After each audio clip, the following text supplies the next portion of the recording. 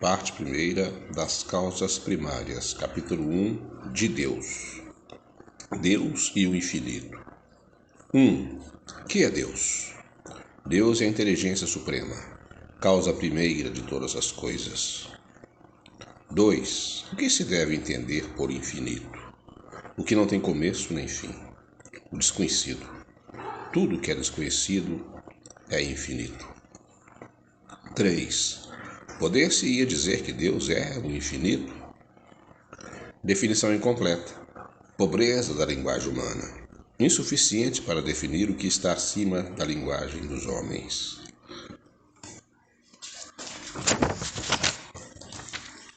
Deus é infinito em suas perfeições, mas o infinito é uma abstração.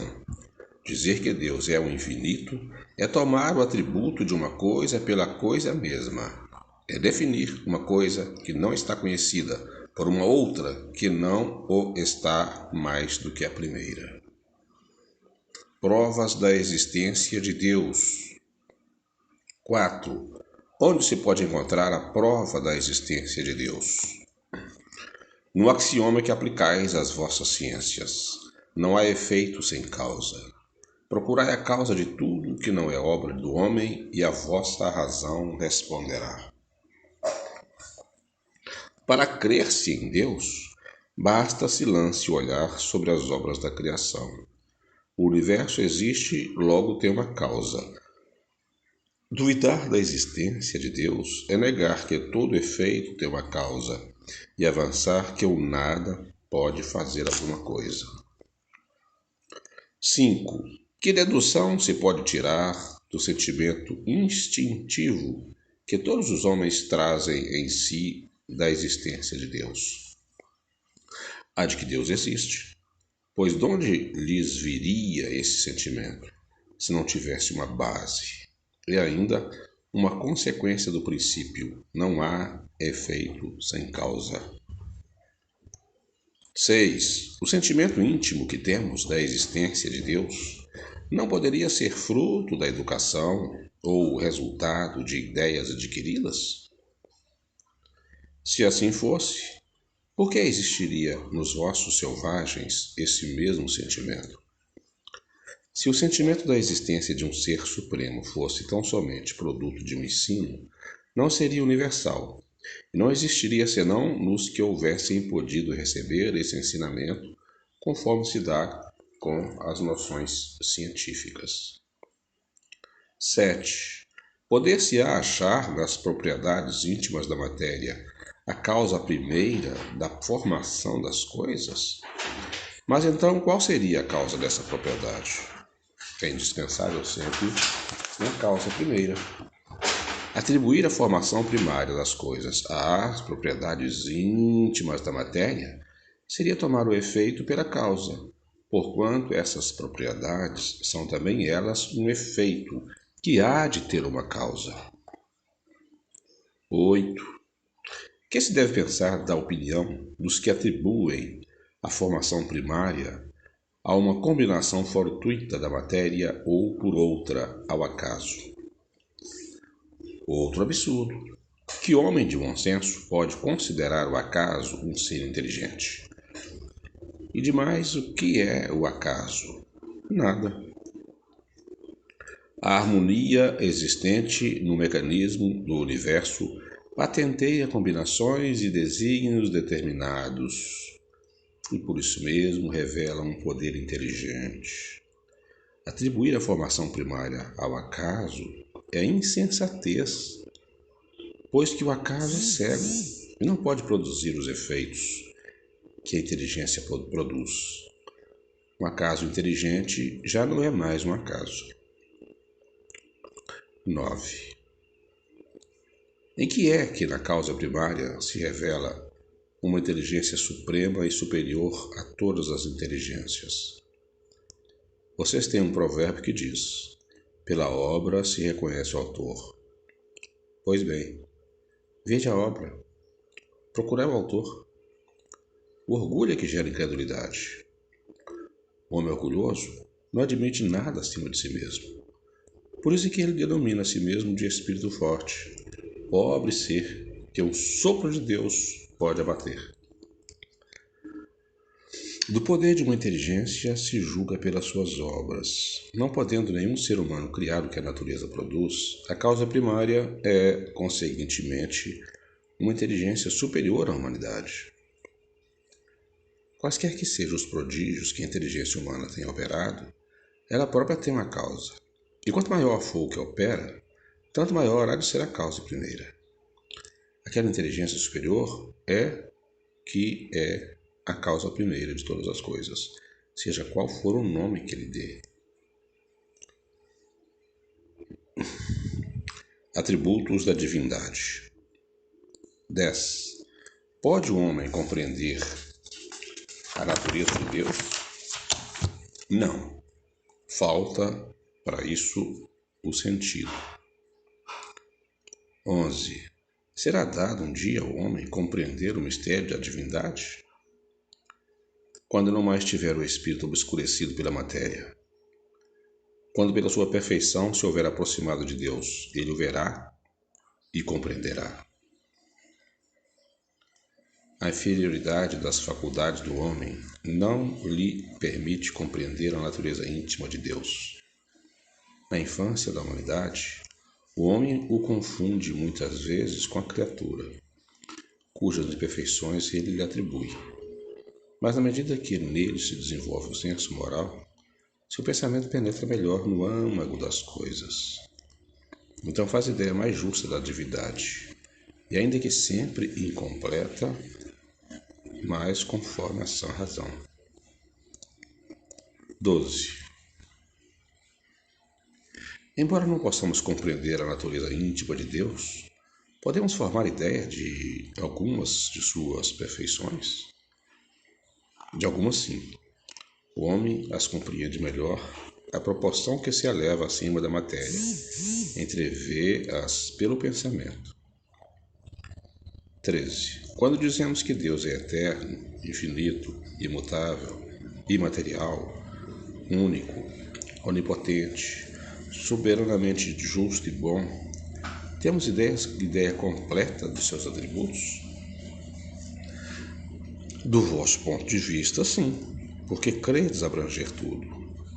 Sabei, porém, que há coisas que estão acima da inteligência do homem mais inteligente, as quais a vossa linguagem, restrita às vossas ideias e sensações, não tem meio de exprimir.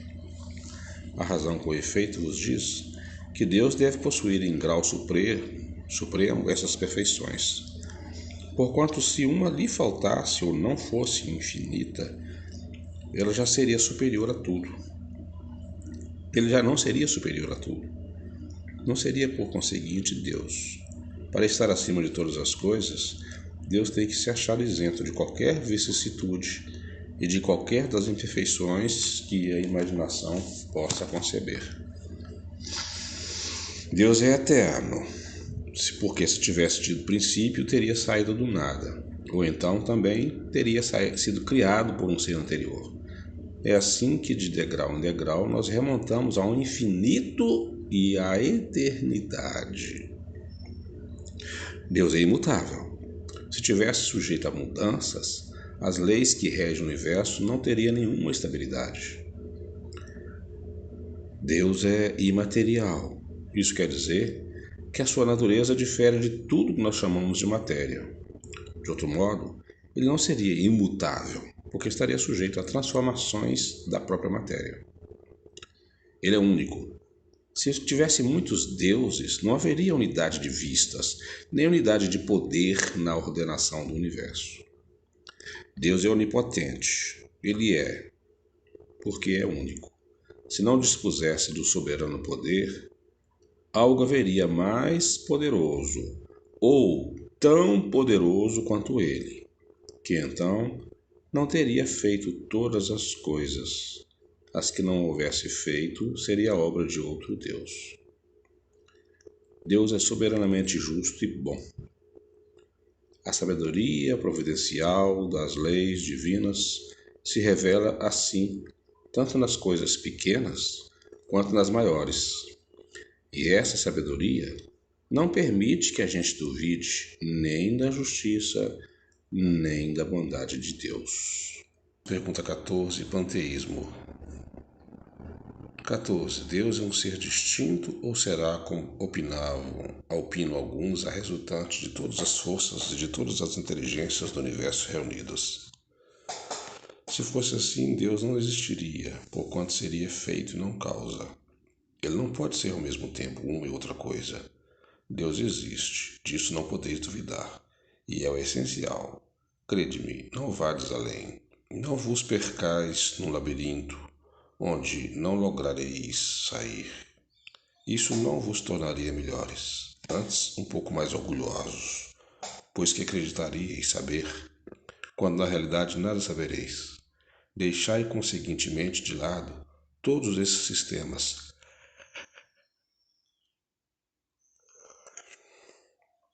Tendes bastantes coisas que vos tocam mais de perto, a começar por vós mesmos. Estudai as vossas próprias imperfeições, a fim de vos libertardes delas, o que será mais útil do que pretenderdes penetrar no que é impenetrável.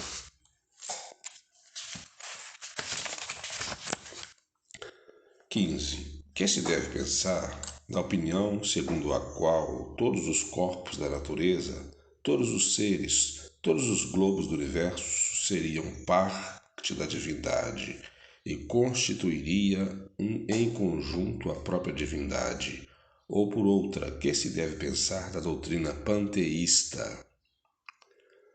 Não podendo fazer-se Deus, o homem quer, ao menos, ser uma parte de Deus. 16. Pretendem os que professam essa doutrina achar nela a demonstração de alguns dos atributos de Deus, sendo infinitos os mundos. Deus é por isso mesmo infinito, não havendo o vazio ou nada em parte alguma. Deus está por toda parte, estando Deus em toda parte, pois que tudo é parte integrante de Deus. Ele dá a todos os fenômenos da natureza uma razão de ser inteligente que se pode opor a este raciocínio. A razão refleti maduramente, e não vos será difícil reconhecer o absurdo. Essa doutrina faz de Deus um ser material, que, embora dotado de suprema inteligência, seria em ponto grande o que somos em ponto pequeno. Ora, transformando-se a matéria incessantemente, Deus, se fosse assim, nenhuma estabilidade teria. Achar-se-ia sujeito a todas as vicissitudes, mesmo a todas as necessidades da humanidade. Faltar-lhe-ia um dos atributos essenciais da divindade, a imutabilidade. Não se podem aliar as propriedades da matéria à ideia de Deus, sem que ele fique rebaixado ante a nossa compreensão. E não haverá sutilezas de sofismas que cheguem a resolver o problema de sua natureza íntima. Não sabemos tudo o que ele é, mas sabemos o que ele não pode deixar de ser, e o sistema de que tratamos está em contradição com as suas mais essenciais propriedades.